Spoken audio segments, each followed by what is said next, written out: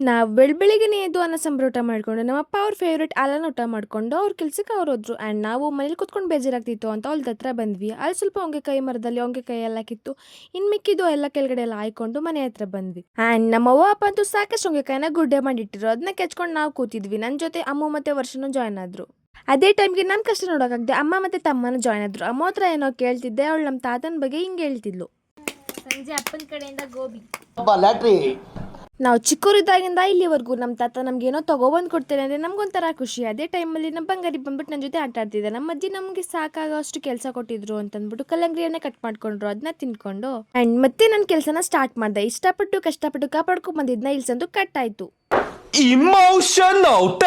ಆದ್ರೂ ಒಂದ್ ಕಡೆ ಖುಷಿ ಇತ್ತು. ಏನಕ್ಕೆ ಅಂದ್ರೆ ನಮ್ಮ ತಾತಂಗೆ ಹೆಲ್ಪ್ ಮಾಡ್ತಿದ್ದೀನಲ್ಲ ಅಂತ. ಅದೇ ಟೈಮ್ಗೆ ಎಲ್ಸ್ ಕೊಟ್ಟರು. ಅದನ್ನ ತಿನ್ಕೊಂಡು ನಮ್ಮ ತಾತ ಅವ್ರ ಮನೆ ಹತ್ರ ಹೋದ್ರೆ ಅವರು ಹಾಲೆಲ್ಲ ಕರೆದು ಹಾಲು ತಗೊಂಡೋಯ್ತಿದ್ದು. ಅವರು ಸ್ವಲ್ಪ ಕಾಟ ಕೊಟ್ಟು ಆದ್ರೂ ಮೊಮ್ಮಕ್ಕಳು ಮನೆಗೆ ಬಂದಾಗ ಎಷ್ಟು ಹಿಂಸೆ ಕೊಟ್ಟರು ತಡ್ಕೊಂತಾರಲ್ಲ ತಾತಂದಿರು ಅಂತ ಹೇಳಿ ನಮ್ಮ ಅಕ್ಕನ ಮನೆ ಹತ್ರ ಬಂದ್ರೆ ನಮ್ಮ ಕೈ ಬಾಕ್ಸ್ನ ಆರ್ಡರ್ ಮಾಡಿದ್ರು. ಅದನ್ನ ನೋಡ್ಕೊಂಡು ಕಬಾಬ್ ಮಾಡಿದ್ರು. ಅದನ್ನ ತಿನ್ಕೊಂಡು ಡೇನ ಎಂಡ್ ಮಾಡಿದೆ. ಇಷ್ಟ ಆದ್ರೆ ಫಾಲೋ ಮಾಡಿ ಅಂತ ಹೇಳ್ತಾ ನೆಕ್ಸ್ಟ್ ವ್ಲಾಗಲ್ಲಿ ಸಿಗ್ತೀನಿ.